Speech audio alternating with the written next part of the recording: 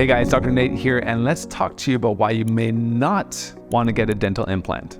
So let's first start off by talking to you about what a dental implant actually is. So dental implant is when we take a titanium screw, most of the time, screw it into the jaw and let it heal for roughly about 3 months or so. When you come back, we uncover the implant, we put a custom abutment on that implant, and then put a dental crown on that implant. The whole process will take a few months because you need to let that dental implant osseointegrate into the bone. And that's just a fancy term for saying it kind of integrates into the bone, into your jaw. So that is super, super, super strong and stable and can potentially last a lifetime.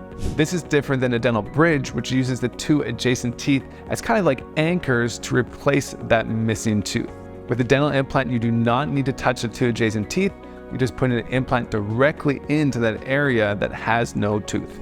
So let's talk about the 5 reasons why you may not want to get a dental implant.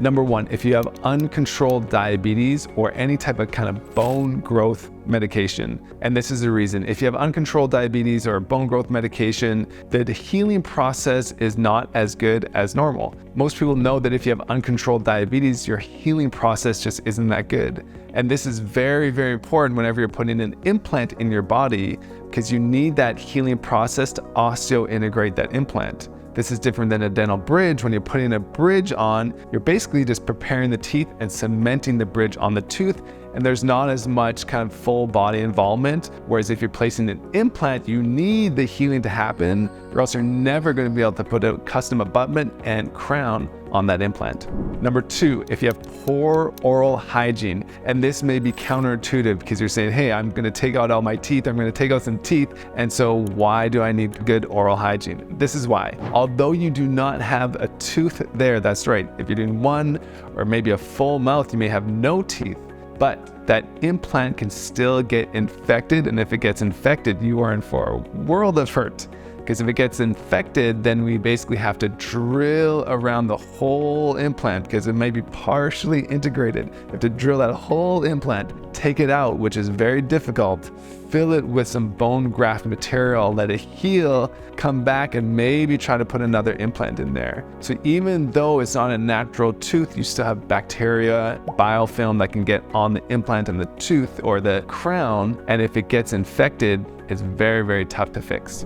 Third reason is you're just too young. So most of the time, you're not going to put an implant on a female who's less than 21 or a male that's less than 25. And this is the reason. We're still growing. I know it may not seem like it, but we're still slightly growing. The bone's getting harder. We're slightly growing. So if you place an implant too early, your bone may grow and your teeth may shift and move slightly. And now that bone is going to stay in the same place, but everything else is shifted around. Maybe the teeth have gone up or down or left or right or whatever they're doing, so that implant is going to stay there, but the teeth have shifted. That is why most oral surgeons or dentists who place implants don't place them on patients that are too young. But don't worry, there's a lot of different ways you can replace that tooth without an implant and wait until you're old enough to get that implant. You can either do a partial denture or potentially a flipper or some type of partial bridge that you can put on and put in that area, and then wait until you're old enough because it's going to be worth the wait, and then place the dental implant at that time. Fourth reason is if you're a smoker and you know that your healing process is just not as good. It's kind of similar to uncontrolled diabetes. And as we mentioned before,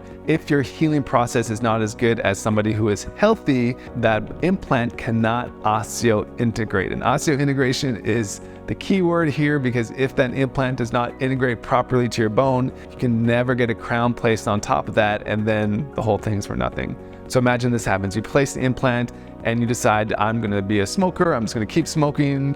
Doesn't matter what the dentist says. Who cares? What happens is that implant never fully integrates. And so when you come back in 3 or 4 or 5 months or whatever it's going to be, the dentist is going to check it. And if they can torque that tooth or they can move that tooth, they know it's not integrated. And sometimes what happens, and I know and I've seen this happen, is it doesn't integrate because you didn't keep good care of that implant, and so they need to take it out. And that is a pain, like I mentioned before. Taking it out is never fun. You have to replace with bone graft, let it heal, and maybe try the whole process over again. So like I said, if you're a smoker and you cannot stop, that is a contraindication to getting a dental implant. All right, and the 5th reason why you may not want to get a dental implant is that your bone level is just too bad. So you need a certain height and width of bone in order to place an implant. So just imagine you're screwing a screw into a piece of wood. If the wood is too thin, you're trying to screw it in, it may not fit. What if the wood is not thick enough? You put it in and half the implant sticks out the other end. It's kind of a similar process to dental implants. Yes, there's thicker ones, there's smaller ones, there's wider ones, there's all sorts of dental implants.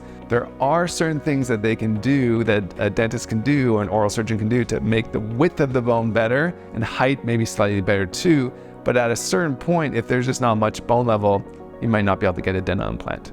So there you have it. Those are the 5 reasons why you may not qualify or may not want a dental implant. So now you're probably thinking, man, is a dental implant or dental bridge better for me? So check out this next video where I go into the pros and cons of a dental implant versus dental bridge.